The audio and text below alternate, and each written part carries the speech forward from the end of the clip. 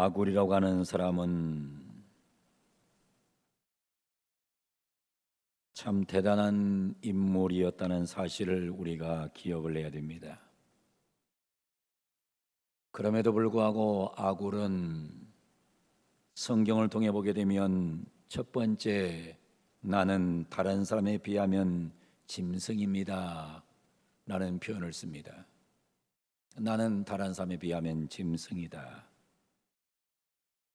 두 번째 말씀은 지난 수요일날 드렸습니다. 내게는 사람의 총명이 있지 않습니다. 나는 총명하지 못한 사람입니다. 오늘은 세 번째 말씀을 드리려고 하는데, 세 번째 말씀은 3절입니다. 나는 지혜를 배우지 못한 사람이요 또 거룩하신 자를 아는 지식이 없습니다. 이 아굴이라는 사람은 분명히 말하기를 나는 지혜도 없고 지식도 없습니다 라고 고백을 합니다. 지혜는 하나님으로부터 오는 것입니다. 반면 지식은 배워서 얻는 겁니다. 아굴은 지혜도 있는 사람이요 지식도 있는 사람이었습니다. 그는 이디엘과 우갈 같은 훌륭한 제자를 둔 사람입니다. 그런데 아굴은 지혜와 지식이 없다고 합니다. 참으로 아이러니컬한 고백이 아닐 수가 없습니다. 이 땅에 살다 보면 지혜도 지식도 없는 자가 지혜와 지식이 있는 것처럼 사는 사람도 있고, 이 세상을 살다 보면 지혜와 지식이 넘치는 자가 지혜와 지식이 없다고 하는 이런 고백을 들을 수도 있습니다. 그런데 오늘 본문에 등장하는 이 아굴이라고 하는 사람은 나는 지혜도 없습니다. 지식도 없습니다. 토마스 머턴이라고 하는 사람이 이런 말을 했어요. 지혜의 시작은 죄의 고백이다 라는 말을 했습니다. 굉장히 중요한 표현입니다. 지혜의 시작은 죄의 고백이다. 이 굉장한 영성학자거든요. 대단히 영성이 깊었던 분으로 알려져 있는 이 토마스 머턴은 지혜의 시작은 죄의 고백이다 라는 말을 합니다. 다른 말로 표현하면 진짜 지혜가 있는 사람은 죄를 고백함으로부터 그의 인생을 시작한다 그런 뜻입니다. 여러분이 잘 아는 대로 모세는 하나님의 산에서 하나님을 만난 다음 자기 부정을 합니다. 그리고 자기는 백성을 이끌 만한 자격이 없다고 말을 합니다. 하나님, 나는 능력이 없습니다. 나는 이스라엘 백성을 출애굽시킬 만한 그와 같은 지도자가 될 자격이 없습니다. 하나님, 나는 능력이 없습니다. 그런데 모세는 이것으로부터 지도자의 시작점을 찾은 거예요. 이사야는 성전에서 하나님을 만난 다음에 뭐라고 고백을 합니까? 하나님, 나는 입술이 부정한 사람이요 나는 입술이 부정한 사람들 중에 거하는 사람인데 내가 하나님을 보았으니 이제 나는 하나님 앞에서 죽어야 될 존재입니다. 저주받을 존재입니다 라는 고백을 이사야서 6장에서 하고 있는 모습을 발견하게 돼요. 여러분, 베드로는 고기를 하나도 잡지 못하다가 주님께서 그물을 던지라고 했을 때, 그물을 던졌을 때 많은 고기가 잡혔을 때 베드로가 뭐라고 말합니까? 주여 나를 떠나소서 나는 죄인이로소이다 이런 고백을 합니다. 사도행전에 보면 초대교회 교인들이 베드로의 설교를 듣고 은혜를 받고 난 이후에 뭐라고 말합니까? 형제들아 우리가 어찌할꼬 라는 고백을 합니다. 그래서 이 소위 토마스 머턴의 말은 의미가 있다고 생각이 돼요. 지혜의 시작은 죄의 고백이다. 모세는 죄를 고백함으로 지혜로운 지도자가 될 수 있었고,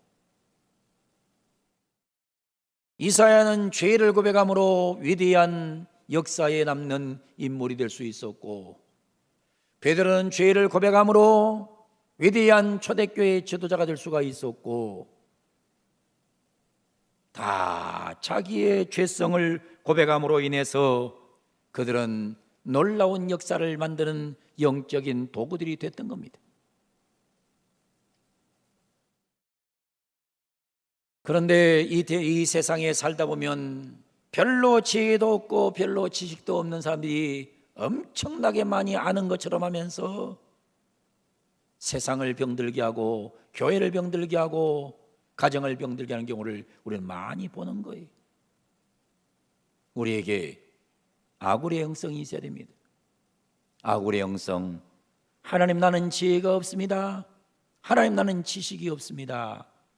나는 이와 같은 아굴의 영성을 가지고 하나님의 지혜를 더 찾고 하나님이 주시는 놀라운 지혜를 공급받고, 그리고 우리는 더 열심히 지식을 탐구해서 하나님 마음에 드는 사람으로 살아가겠다는 이런 놀라운 결단이 있어야 우리에게 미래가 있고 발전이 있을 것으로 생각을 하는 겁니다.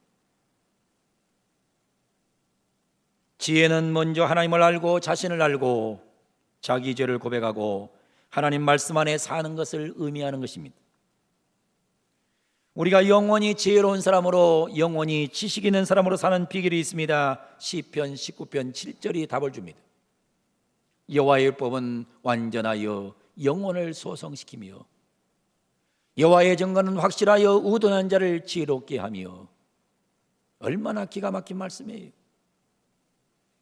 여호와의 율법은 완전하여 영혼을 소성시키고 여호와의 증거는 확실하여 우둔한 자를 지혜롭게 한다는 겁니다. 우리가 지혜롭게 될 수 있는 비결은 다른 게 없어요. 하나님 말씀으로 돌아가고 말씀의 지배를 당하고 말씀 속에 살아가면 우리가 지혜로운 인생으로 살 수 있음을 성경은 증언하고 있는 것입니다. 하나님 말씀은 온갖 지혜와 지식의 창고입니다. 성경을 보면 영원히 살고, 성경을 보면 어리석은 사람이 똑똑해지고, 성경을 보면 세상을 사는 지혜를 얻게 되는 거예요. 그래서 여러분이 정말 지혜로운 사람으로 살기를 원하면 말씀을 가까이 하고 말씀을 자주 듣고 말씀을 자주 읽고 성경을 가까이 하는 인생이 될 때 여러분은 아주 지혜로운 인생이 되어질 줄로 믿습니다. 하나님 말씀을 가까이 하는 그런 성도들이 되기를 주의 이름으로 간절히 축원을 드립니다.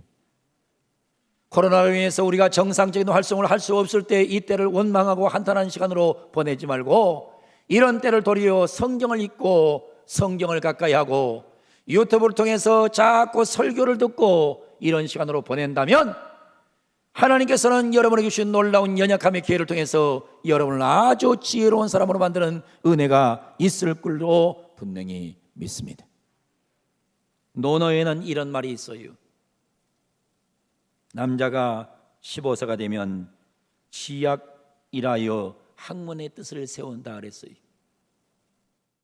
논어에 15세가 되면 지약한다, 학문의 뜻을 세운다. 20세는 약관이라여 성인이 된다 그랬습니다. 20세에는 성인이 된다. 30세에는 일입이라여 자립하게 된다. 40세는 부록이라 하여 미혹에 빠지지 않는다. 50세는 지천명이라 하여 하늘의 뜻을 알리게 된다. 60세에는 이순이라 하여 귀에 거슬림이 없다. 70세는 종심이라 하여 마음대로 해도 법도에 어긋남이 없다. 이렇게 논어는 얘기하고 있어요. 그런데 실제로 요즘은 어떻습니까? 15세가 되면 지약합니까? 뜻을 세웁니까? 15세가 되면 성인이 하는 것들 다 따라합니다. 담배 필 거 다 피고 술 먹고 다 먹고 15세가 되면, 요즘 15세는 아주 이상야릇한 15세가 되어 있습니다. 30세가 되면 자립한다 그랬는데 요즘 30세 되면 자립합니까? 요즘 30세가 되면 캥거루족이 됩니다. 30세가 돼서도 부모에게 붙어서 밥 얻어먹고 사는 사람들 엄청나게 많아요. 이걸 캥거루족이라고 그러죠. 40세가 되면 유혹을 이긴다 그랬는데 무슨 유혹을 이겨요? 40세가 되면 유혹이 더 많아지잖아요. 50세는 지천명이라는데 하늘의 뜻을 안다 그랬는데 50세가 되면 명예퇴직하는데 뭔 하늘의 뜻을 알겠어요? 60세는 귀에 거슬림이 없는 것이 아니라 귀에 거슬린 것이 더 많아져서 도리어 60대에 이혼 문제가 사회 문제화되어 있는 세상이 지금 한국 땅입니다. 70세에는 마음대로 해도 어긋남이 없다고 하지만은 70세가 되어도 마음대로 되는 게 없는 것이 70의 나이입니다. 노노에는 40세가 되면 지혜가 풍성해서 유혹을 이긴다 했는데 정말 지혜가 풍성합니까? 그렇지 않습니다. 지혜는 세상의 지식으로 얻지 못합니다. 지혜란 하늘로부터 내려오는 하나님의 은혜입니다. 하나님의 은혜만 얻는 것이 진짜 지혜입니다. 여러분의 삶 속에 하나님의 은혜를 의지하는 방법은 항상 말씀을 갖게 하는 것이 비결임을 기억하고 하나님 말씀을 가까이 다가가는 복된 기회가 되어 지혜로운 성도로 살아가기를 주 이름으로 축원합니다.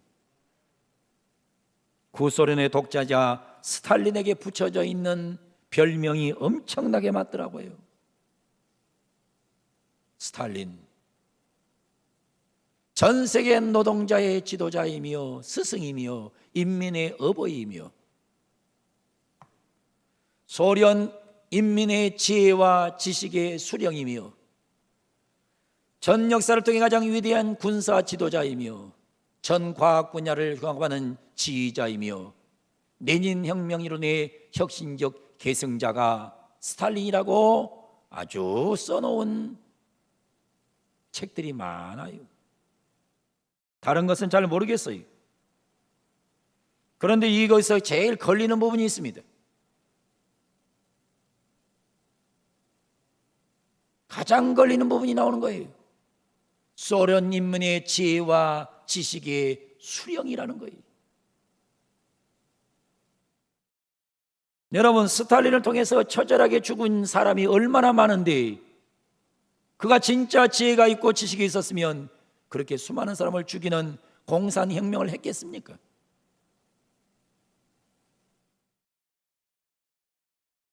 우리는 분명히 알아야 됩니다.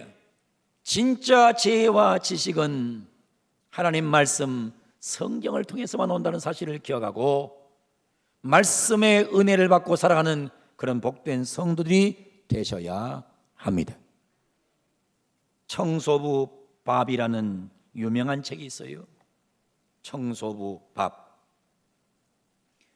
이 책에 보게 되면 인생을 의미 있게 살기 위한 6가지 지침이 나와요. 인생을 의미 있게 살려면 이렇게 살아라. 첫째는 지쳤을 때 재충전하라. 지쳤을 때 재충전하라는 거예요. 사람이 세상을 보면 지칠 때가 와요. 지칠 때는 재충전을 해야 되는 거예요. 둘째는 가족은 짐이 아니라 축복이라는 사실을 기억하라는 것입니다.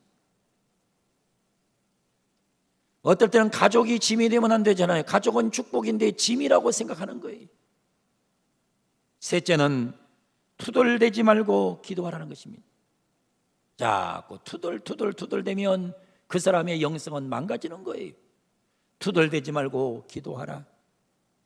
넷째는 배운 것을 전달하라는 것입니다.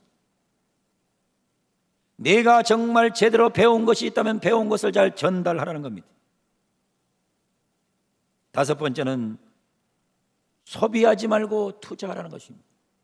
자꾸 쓰면서 잘 살 수는 없는 거예요.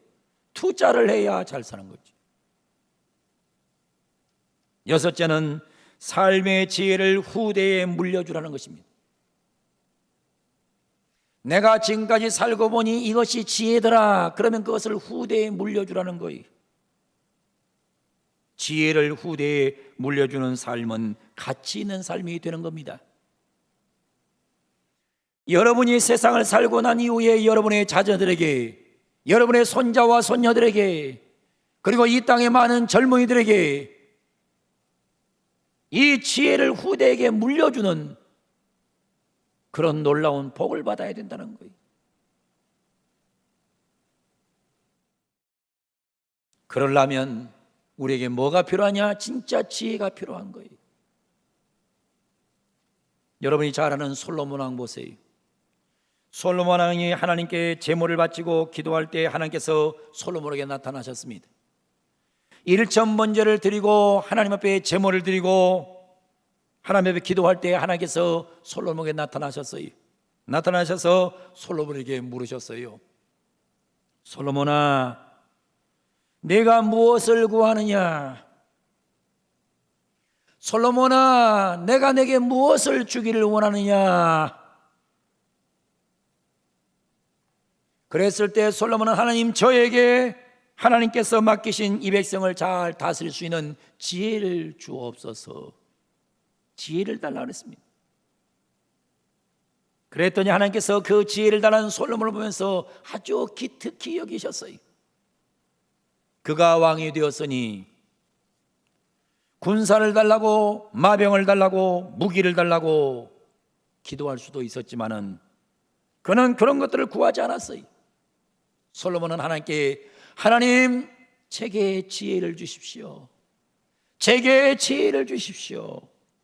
그랬더니 하나님께서 그를 너무너무 사랑하셔서 그에게 지혜뿐만 아니라 부귀와 영광도 주었다고 성경은 기록해 놓고 있는 거예요. 그래서 솔로몬은 전무후무한 큰 축복을 받았던 인물입니다. 정말 사상 최고의 부와 영광을 얻었던 사람이 바로 솔로몬 왕이었어요. 오늘 이 자리에 와서 예배하는 사랑하는 성도 여러분, 영상으로 예배하고 있는 사랑하는 모든 우리 성도 여러분, 여러분에게 정말 필요한 게 뭡니까?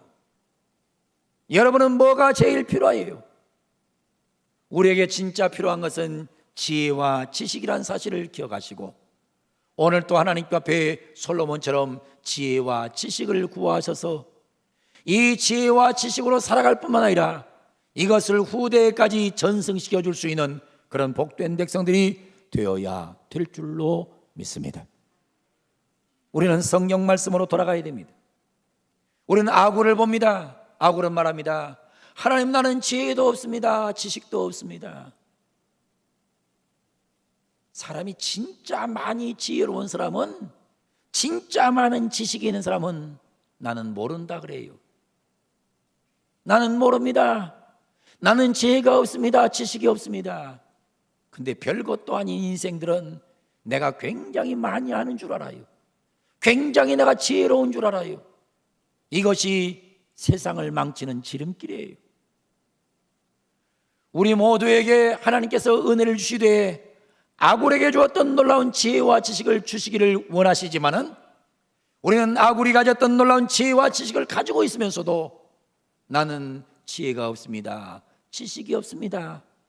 항상 고백하면서 겸손한 마음으로 하나님을 섬기고 교회를 섬기고 가정을 섬기고 세상을 살아가는 그런 복된 백성들 다 되기를 예수님의 이름으로 간절히 축원을 드립니다. 우리 한번 따라하겠습니다. 손 들고 따라합니다. 따라합니다. 주여, 주여, 주여, 지혜를 주시고 지식을 주옵소서. 주여, 겸손하게 하옵소서. 지식을 갖고도 지식이 있어도, 지혜가 있어도 여러분들은 정말 고차원적인 지혜와 지식을 가지고 아주 겸손하게 하나님을 섬기고 교회를 섬기고 세상을 살아가는 그런 백성들 다 되기를 예수님의 이름으로 간절히 축원을 드립니다.